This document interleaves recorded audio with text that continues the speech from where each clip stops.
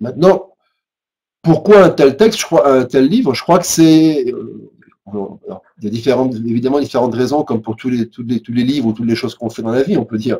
Mais je crois que c'est très rare qu'on prenne le temps de vraiment approfondir une discussion politique et notamment essayer de préciser, articuler les points de convergence, les points de désaccord, essayer de les circonscrire, essayer de voir comment on peut les travailler ensemble, comment on peut essayer de se rapprocher, jusqu'à quel point il y a pas une part peut-être de mécompréhension ou d'interprétation erronée qui pourrait expliquer une partie de certains désaccords. Donc bref, c'est vraiment rare qu'on prenne autant de temps pour discuter comme ça d'enjeux politiques. Et je crois aussi le fait qu'on ne soit pas d'accord, justement, rend la discussion beaucoup plus stimulante, parce que sinon, ben, on approfondit beaucoup moins, on se conforte rapidement dans nos positions mutuelles, respectives, et finalement, on s'arrête beaucoup plus tôt dans le processus. Et je crois qu'une des choses, et là Pierre me corrigera éventuellement, mais je crois qu'une des choses qui a alimenté aussi le dialogue, c'est la richesse de l'échange et le plaisir qu'on avait à discuter ensemble et approfondir ensemble ces différentes questions. Est-ce que vous avez été capable d'identifier des passerelles, des dépassements un peu ce qui justifierait le titre du livre, Une gauche en commun? Si je demandais, c'est quoi les principales convergences que vous avez pu identifier et inversement, quelles sont les divergences les plus irréductibles? Moi, je sais qu'il y a une formule qui m'a beaucoup aidé à voir où on pouvait se retrouver. C'est un peu cette fameuse formule autour de prendre le pouvoir et exercer le pouvoir, c'est-à-dire autour de ces deux alternatives ou de ces deux voies possibles. Soit on prend le pouvoir d'État d'un côté, soit au contraire on l'exerce ici et maintenant. Et il me semble ce qui est un des lieux possibles de rencontre entre nos deux traditions, entre nos deux positions, c'était d'arriver à mieux combiner l'exercice du pouvoir ici et maintenant et la prise de pouvoir et la stratégie d'une prise de pouvoir. Et que je pense que là, il y a quelque chose d'assez riche qui devrait être approfondi, sans doute beaucoup plus, mais disons qu'on a ouvert comme un espèce d'espace où là, il y a un terrain de rencontre important. Par contre, au niveau des divergences, peut-être ce qui m'est apparu le plus important, c'est que autour de cette même aspiration à l'égalité que nous avons l'un et l'autre, enfin que nos deux traditions portent avec elles, chez Marcos, il y a plus, c'est un peu comme ça que je le vois, une espèce de volontarisme de l'égalité ici et maintenant, alors que dans la tradition socialiste que je défends, il y a plutôt cette idée d'un souci stratégique pour arriver, atteindre ou pour se rapprocher en tout cas d'une société plus égalitaire. Et là, il y a comme un divorce beaucoup plus important entre nos deux positions. Je ne sais pas ce qu'en pense Marcos, il va nous dire si d'accord. Les points de convergence, je dirais l'idée d'exercer le pouvoir ici et maintenant, je crois qu'on a plus de choses en commun qu'on pourrait le croire a priori sur cette question-là. Puis effectivement, pour les anarchistes, l'idée d'exercer le pouvoir ici et maintenant est fondamentale. Je dirais pas exercer le pouvoir, je dirais, disons, moi je préfère l'idée de préfiguration qu'on présente un petit peu dans le livre, qu'on n'a pas inventé du tout, hein, mais qui est l'idée par nos pratiques quotidienne, organisationnelle et politique, d'incarner en fait les idéaux dont on se revendique et pas attendre un moment, disons, historique où il y aurait une révolution, un grand changement qui pourrait permettre la mise en place de ces principes politiques. Donc à ce niveau-là, c'est pas une urgence, mais disons c'est une façon de déjà, par la pratique même, démontrer l'intérêt, la viabilité de ces pratiques. Ça, c'est la position anarchiste. Mais je crois que dans la discussion, bien que Pierre adopte pas cette perspective-là, il y a quand même eu, quand on commence à parler d'expériences précises, de choses qu'on pourrait améliorer, de choses qu'on pourrait travailler, là, on voit quand même que sur la question des pratiques, je crois qu'on a plus de choses en commun qu'on pourrait le croire a priori. Là où je crois aussi on peut se rapprocher, c'est que je crois que de différentes façons, autant Pierre que moi, on partage le constat ou le diagnostic que la gauche a forcément besoin d'un certain niveau d'unité ou d'un certain niveau d'alliance qui peut s'articuler de différentes façons pour réussir à faire quoi que ce soit. C'est-à-dire, on peut chacun de notre côté faire des choses, même des fois beaucoup de choses, et c'est très bien, heureusement qu'on peut réussir à faire des choses chacun de notre côté. Mais je crois que pour qu'il y ait vraiment des avancées, autant au niveau des rapports de force qu'au niveau de la diffusion de pratiques et de façons de faire, que la diffusion aussi de certains discours ou d'idées pour construire une contre-hégémonie ou un rapport de force plus favorable, il faut des systèmes d'alliance, il faut, je dirais pas forcément un front commun ou un front social, quoique peut-être, mais ce qui est clair, c'est qu'il faut travailler ensemble et essayer d'articuler davantage que ne le sont actuellement les forces de la gauche. Et ça, je crois que c'est bien qu'on parle de points, qu'on ait des points de départ différents et qu'on n'ait pas forcément les mêmes priorités et qu'on n'est pas forcément d'accord sur la façon d'articuler les différentes composantes de la gauche. Je crois que par contre, oui, on s'entend pour dire qu'il faut articuler les différentes composantes de la gauche et donc on a besoin non seulement de se parler, mais surtout de travailler ensemble sans forcément qu'on ait besoin de s'entendre sur un aspect, un programme commun ou quelque chose comme ça. Maintenant, les points de divergence, ben, Pierre en a évoqué quelques-uns. Ils sont pas nouveaux. C'est les questions hiérarchiques, organisationnelles, le rôle du parti, par exemple. Moi, puis les anarchistes en général, on n'aspire pas du tout, évidemment, à prendre le pouvoir, puis même on se méfie des gens qui aspirent à prendre le pouvoir, qu'ils soient de gauche ou de droite. Donc là, évidemment, il y a des histoires derrière ces débats-là, et il y a des points de tension, disons, avec Pierre ou avec la gauche partisane ou disons électorale, on va dire. Il y a aussi évidemment des dissensions au niveau de tout ce qui touche à la nation, multiculturalisme, intersectionnalité, tout ça. On n'a pas les mêmes perspectives et les mêmes sensibilités. Mais même là, je crois que, bien qu'on ne soit pas d'accord, dans la discussion, on voit qu'il y a davantage de moyens aussi de se rapprocher et de travailler ensemble qu'on pouvait le croire a priori. Le travail dans les institutions, effectivement, c'est posé dans un secteur de la gauche comme Québec solidaire, puis le travail électoral, le travail parlementaire, tout ça, c'est comme exclu ou comme de perspective. C'est comment, face à un phénomène qui définit une pratique d'un nombre assez considérable de militants et militantes, comment on se situe face à ça? Comment vous vous situez face à ça? Peut-être une des différences, justement, c'est... moi, j'insisterai beaucoup plus sur quand on parle de la question de l'exercice du pouvoir ici et maintenant, beaucoup plus sur la constitution d'un pouvoir contre-hégémonique. Donc, il peut aussi, ce pouvoir contre-hégémonique, se constituer ou se construire au sein d'institutions. Je pense aux institutions syndicales, aux institutions communautaires, enfin de services, etc. Mais donc, que ce pouvoir contre-hégémonique, c'est ce pouvoir-là qui pourra nous aider à éviter tous les dérapages possibles qu'il y a eu dans les révolutions du passé, une fois que le pouvoir d'État a été pris. C'est-à-dire, je vois ce pouvoir contre-hégémonique comme un contre-pouvoir capable de freiner toutes les tentations ou tentatives autoritaires qui très souvent naissent d'une révolution victorieuse. Marcos, je pense,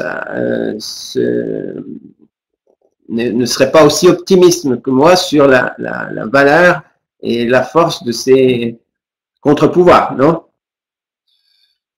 Ben, ouais, moins optimiste, ça c'est clair. Mais je crois qu'on peut, il y a la position anarchiste traditionnelle, elle est anti-institutionnelle.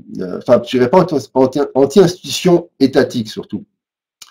Je crois que aujourd'hui, c'est très difficile, ou voire impossible, de prétendre n'avoir aucune interaction avec les institutions étatiques. On interagit tous les jours avec l'État, que ce soit par l'école, que ce soit par les services publics, etc. Quand cette idée a été formulée au sein des courants anarchistes, au XIXe siècle, surtout au début du XXe siècle, l'État était très différent de ce qu'il est aujourd'hui, et l'État n'avait presque pas de politique sociale. Les premières politiques sociales commencent à se développer, disons, dans le dernier tiers du XXe siècle, du XIXe siècle, pardon. Donc, l'État était vu essentiellement comme répressif, la police, point. Je crois que l'État est encore principalement, enfin, répressif, mais l'État d'aujourd'hui n'est pas pareil qu'il l'était au XIXe siècle. Il faut en prendre compte. L'État aussi est beaucoup plus a beaucoup plus de ramifications dans la société qu'il n'en avait au XIXe siècle. Donc ça, on est obligé d'en prendre compte quand on pense l'interaction entre, disons, force politique, force sociale d'un côté et de l'autre côté, les institutions étatiques. Donc je dirais que simplement refuser de façon dogmatique toute interaction avec l'État, en pratique, on peut, je veux dire, au niveau de la théorie, on peut éventuellement le formuler. Dans la pratique, c'est beaucoup plus difficile à mettre en place. Deuxièmement, je crois que il y a certaines choses qu'on peut faire au sein des institutions étatiques. Je suis par contre très prudent sur la viabilité de telles expériences et ce qu'on peut réellement accomplir.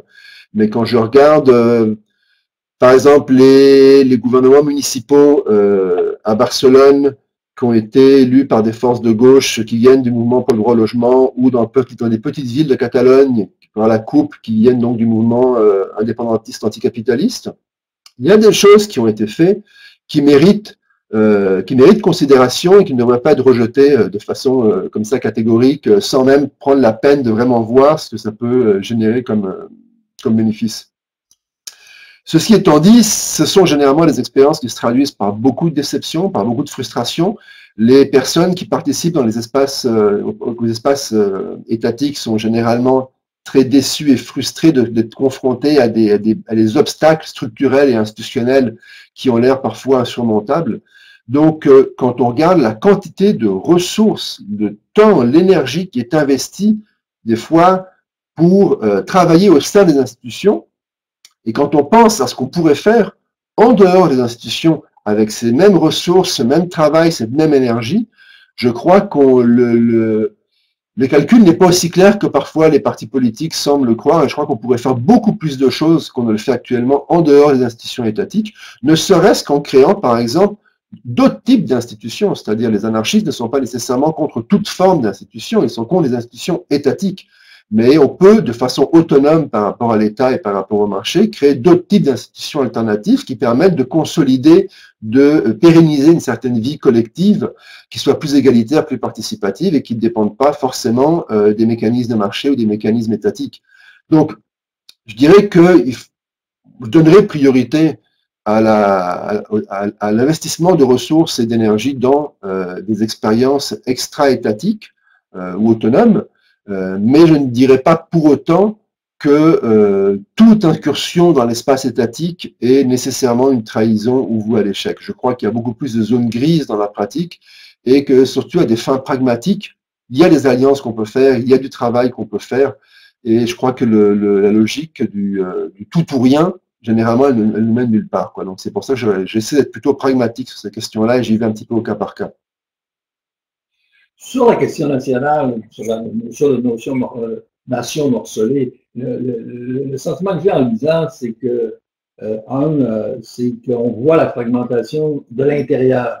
Mais alors qu'on pourrait poser la domination de plus en plus considérable du système monde qui effectivement désapproprie la nation ou même la souveraineté populaire dans son domaine de possibilités. Alors, il y a cet élément-là. Deuxième élément, en même temps, je trouve que le rapport entre la nation et les classes sociales qui définissent la définition qui définissent la nation, qui définissent son discours, le discours d'un journaliste, est comme pas complètement, mais en partie évacué.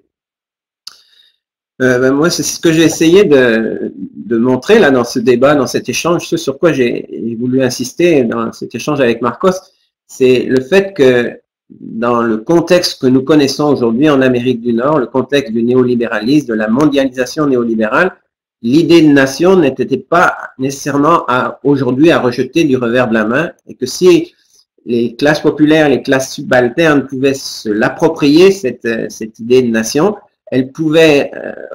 ça pouvait représenter disons un moyen de résister à la à toutes les prédations générées par la mondialisation néolibérale. Au sens où, et c'est là je pense où il y a des différences assez importantes avec Marcos, au sens où la nation peut permettre d'être le lieu de renaissance d'une communauté populaire, des forces populaires, capable de devenir ainsi une force, une puissance susceptible de résister à toutes les agressions qui viennent de l'extérieur, notamment les agressions de l'ordre marchand et capitaliste.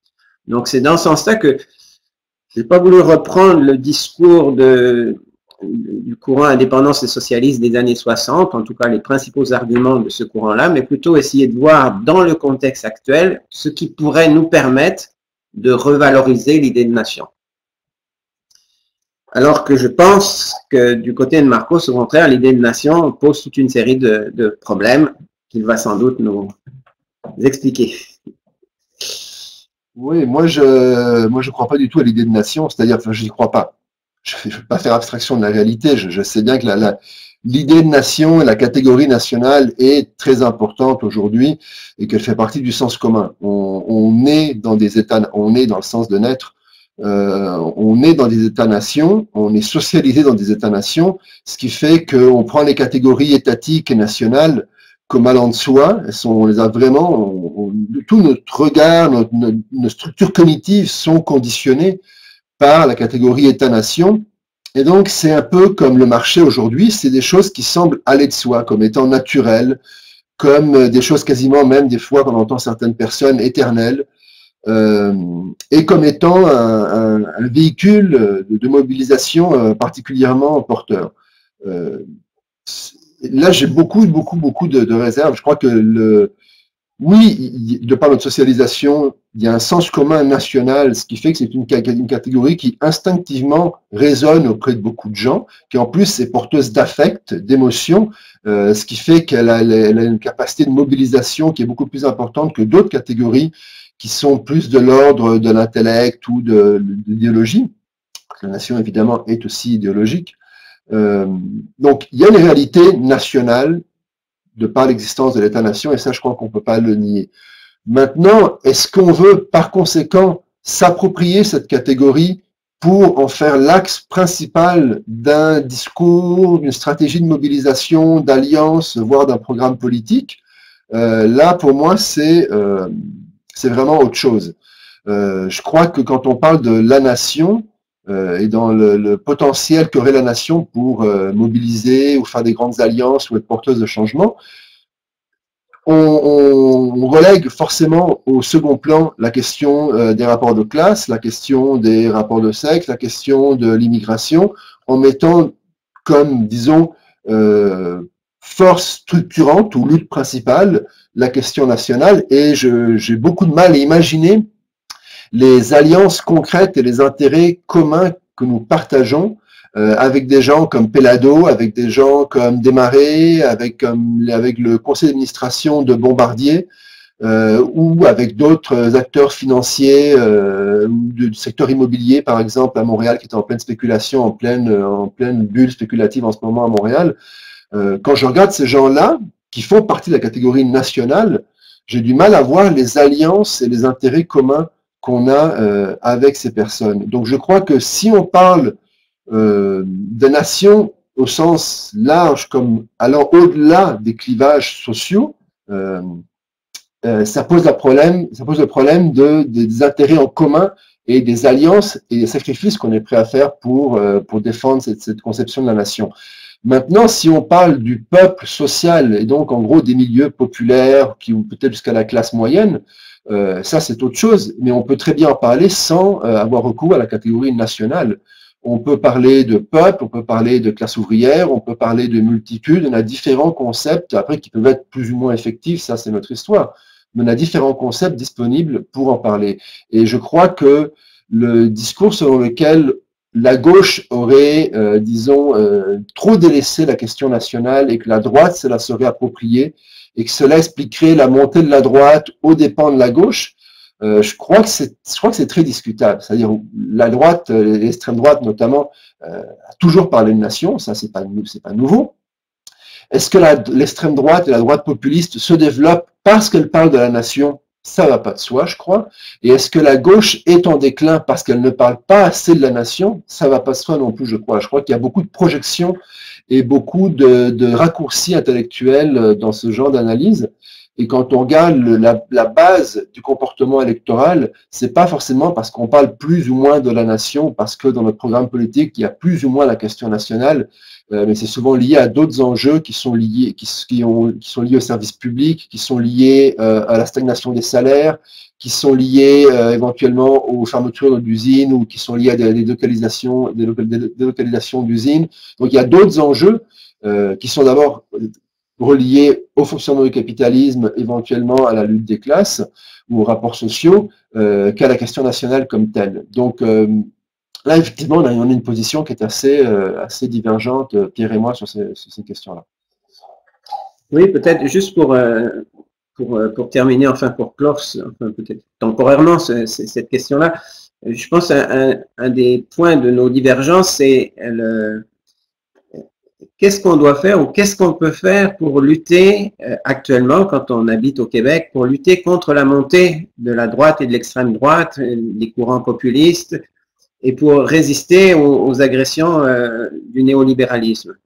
Et face à l'espèce de grande hétérogénéité des forces que représentent à l'heure actuelle les sensibilités de gauche, la perspective de pouvoir trouver un lieu commun à travers lequel se réunir est pour moi ce qui est décisif. Et la nation, à condition qu'on lui donne un sens progressiste, à condition qu'on lui enlève toute sa dimension proprement identitaire ou identitariste, me paraît un des lieux possibles où une communauté de lutte peut se constituer, une communauté de résistance peut se constituer, à condition que cette communauté-là soit en quelque sorte animée, dirigée par les classes populaires et subalternes. Dans ce sens-là, les pélados, etc., s'ils veulent se rallier à ce projet-là, ils pourront le faire, mais de manière subalterne et non pas de façon centrale ou dirigeante comme peut-être ils pourraient prétendre le faire.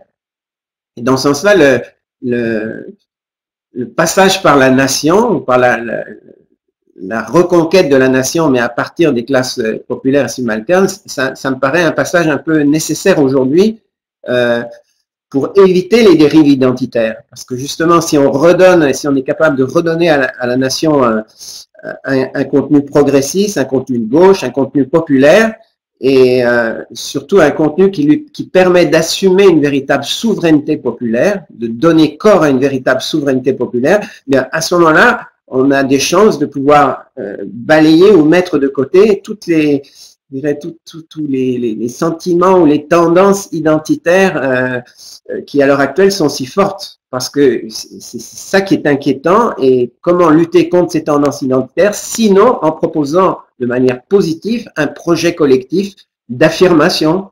Et c'est dans ce sens-là que je pense que la question nationale reste au Québec quelque chose de central pour aujourd'hui.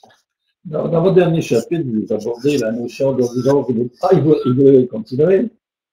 Je peux rebondir 2 minutes? Tu peux rebondir. Allons-y. Rebondis, mais là, après on passera à la révolution, hein, pour terminer, enfin, ouais. Oui, parce que le temps court, quoi. Bon.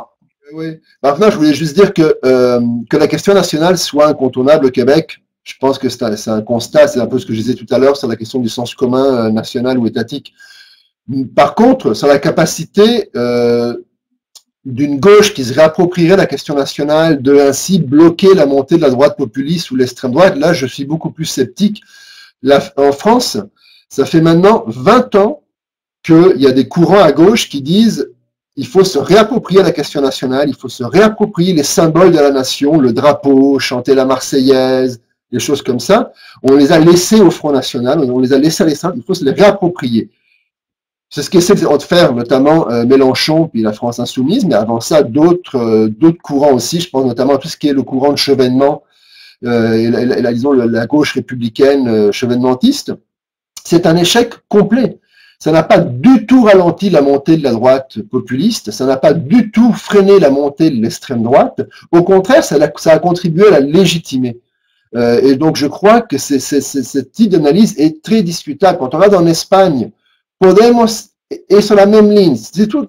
Mélenchon, Podemos avec Iglesias reprennent en gros Chantal Mouffe la question, la stratégie populiste.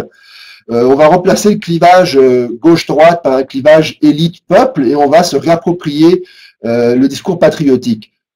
Podemos fait ça maintenant depuis 4 ans en Espagne.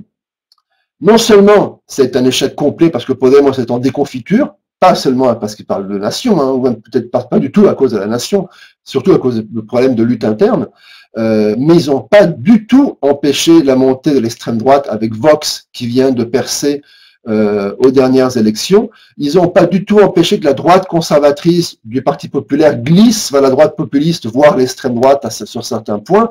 Et donc, dire qu'il suffit que la gauche se réapproprie la question nationale et soit porteuse d'un discours de souveraineté nationale pour ainsi miner les fondements de la droite populiste ou de l'extrême droite, je crois que dans la pratique, c'est très, très, très discutable. Et ce que moi je privilégierais, je finirai là-dessus, vous inquiétez pas là, ce que moi je privilégierais plutôt, c'est l'idée d'un front social où il y aurait une complémentarité et une certaine division du travail relativement concertée entre, d'un côté, des partis de gauche qui, au sein de l'espace parlementaire, portent un programme de gauche large, mais vraiment offensif. D'un autre côté, une mobilisation syndicale importante pour aussi, là aussi, créer une tension sociale et accentuer le rapport de force au sein de l'économie et des espaces de travail, et une composante mouvementiste qui passe par les mobilisations antiracistes et les mobilisations antifascistes qui vont confronter sur le terrain les groupes organisés d'extrême droite pour ne pas leur permettre de s'installer convenablement à leur aise comme ça pour distribuer leur propagande ou faire des événements. Et là, je crois qu'il y a une articulation, une complémentarité qu'on peut développer avec une logique de front social ou de front populaire, ça dépend des mots qu'on veut utiliser, beaucoup plus qu'avec un discours qui viendrait reprendre, disons, les catégories nationales, souverainistes, etc. Voilà, je m'arrête là sur cette question. Je pense que le débat pourrait se poursuivre. Il y a beaucoup de choses qui pourraient être dites. Bon, mais pour conclure le tour d'horizon du livre, c'est la notion d'urgence et d'actualité de la Révolution. Il ne semble pas que ce soit un, partagé, puis deux, je dirais, il y a un regard sur un peu, je dirais, pessimiste, dans le fond, sur le fait que les horizons sont assez bouchés. Est-ce que vous êtes d'accord sur dans le chapitre, moi je suis parti de ce point de vue là, que je trouve qui est difficile pour nous, gens de gauche, c'est qu'à la fois on s'aperçoit qu'il faudrait comme jamais qu'il y ait des changements de fond qui puissent être faits et menés rapidement, des changements d'ordre structurel, donc des changements révolutionnaires, et comme jamais en même temps on s'aperçoit qu'il est difficile de les effectuer immédiatement tant le rapport de force que nous avons ne nous est pas favorable. Donc il y a une espèce de contradiction très très très forte sur laquelle justement on devrait pouvoir travailler ensemble. Et parce qu'effectivement, notamment la question de l'écologie, les prédations envers l'environnement montrent qu'il faudrait effectuer des transformations sociales radicales, économiques, sociales et politiques radicales, et qu'on en est très loin aujourd'hui. Alors il me semble, c'est une sorte de drame que je pense que beaucoup ressentent et ont intériorisé au sein de la gauche. Maintenant, pour moi, ça ne remet pas en cause, ça c'est peut-être une des différences qu'on a avec Marcos, ça ne remet pas en cause l'idée d'une révolution prise au sens noble du terme, mais ce que ça remet en cause, c'est, je dirais, la manière de penser aujourd'hui le processus révolutionnaire. Et moi, j'ai beaucoup plus tendance à insister sur l'idée qu'un processus révolutionnaire, ça se prépare en amont, et puis ça doit être pensé aussi comme devant se poursuivre en aval. Et en aval et en amont de quoi? D'une prise, bien entendu, du pouvoir d'État, mais qui n'est pas suffisante en elle-même. Elle est intéressante au sens où elle impose un changement d'orientation radicale, mais ce changement d'orientation radicale, il ne pourra se poursuivre et il ne pourra avoir l'importance qu'il doit avoir que si on le pense à travers une transition, et une transition une transition qui doit tenir compte aussi de toutes les erreurs qu'on a pu faire dans le passé quand on a voulu s'engager dans des processus révolutionnaires. Moi, je suis aussi pessimiste, voire très pessimiste, Mais le pessimisme, je ne vois pas du tout comme une source de découragement ou quelque chose qui nous amènerait à simplement abandonner, nous résigner. Je crois qu'au contraire, le pessimisme peut alimenter la lutte, c'est-à-dire parce que justement, on pense que les choses vont mal, parce que justement, on pense que les choses vont aller encore plus mal, on est d'autant plus interpellé et on a d'autant plus besoin de faire quelque chose pour essayer d'invertir un petit peu, ou en tout cas d'influer un petit peu sur la dynamique. Tout en sachant que, à moins vraiment d'une mobilisation à très grande échelle, le plus probable, c'est qu'on va continuer à aller dans le mur et qu'on va se retrouver au fond du ravin. C'est un petit peu comme le film La haine de Mathieu Kassovitz, où il y a des personnages qui sont en train de discuter dans une cité, puis qui disent l'histoire d'un mec qui tombe d'un immeuble de 50 étages et qui, tout le long de sa chute, pour se rassurer, se dit « jusqu'ici tout va bien, jusqu'ici tout va bien, jusqu'ici tout va bien ». Et je crois qu'on est un peu dans cette situation-là. On est en train de chuter et on essaie de se rassurer un petit peu, mais la loi de la gravité étant ce qu'elle est, au final, on s'écrase par terre, quoi. Et donc ça m'amène à être pessimiste. Mais durant la chute, il y a des choses qu'on peut faire quand même. Et je crois que à ce niveau-là, le pessimisme ne mène pas forcément à la résignation et à l'abandon.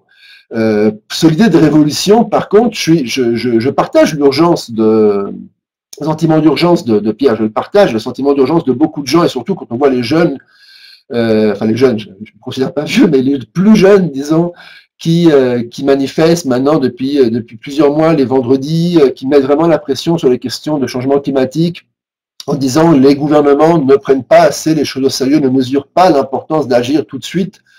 L'urgence, elle est indéniable. Maintenant, comment traduire le sentiment d'urgence en action politique, ça c'est une autre histoire.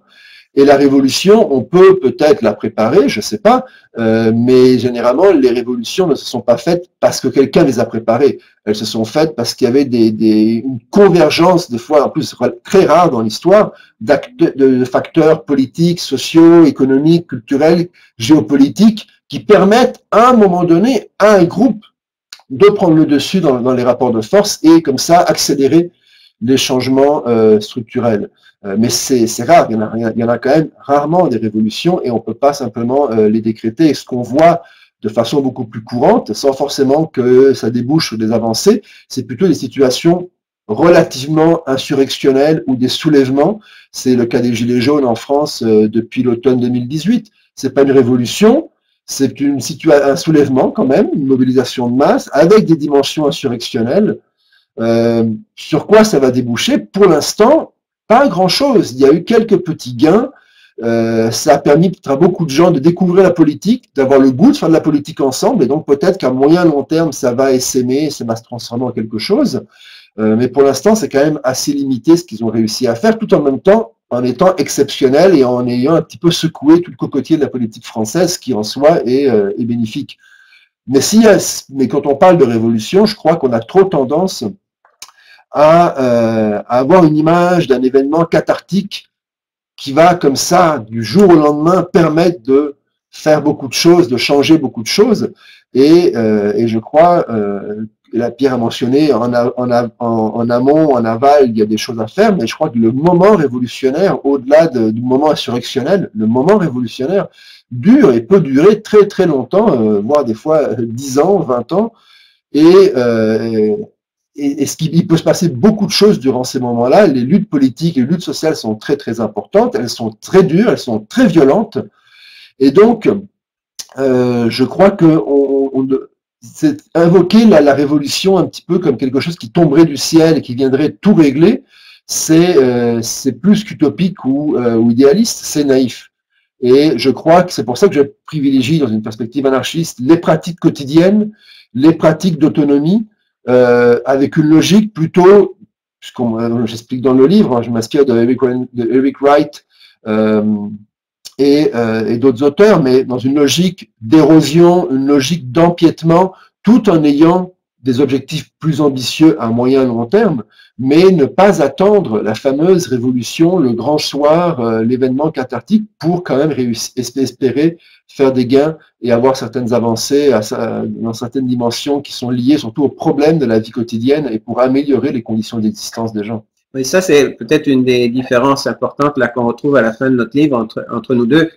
c'est que sans bien sûr idéaliser un grand soir, il reste que dans les traditions de gauche en général, il y a cette idée d'être capable de peu à peu créer une force collective suffisamment forte qu'elle peut transformer le rapport de force général dans la société, qu'elle peut placer dos au mur ses adversaires et donc imaginer des changements importants, imaginer faire des changements importants. Je pense à certaines grandes transformations, au moment révolutionnaire, on pense à 89, on peut penser aussi à 1917. À ce moment-là, s'ouvrent des possibles que autrement, parce que le rapport de force a changé, parce que les classes populaires et subalternes ont pu s'imposer et prendre les moyens de s'imposer face aux classes dominantes, à ce moment-là, s'ouvrent des possibles considérables pour que la situation puisse changer et pour que, dans notre cas, des changements de type structurel puissent s'effectuer, notamment en termes de transition énergétique et de rapport à l'environnement.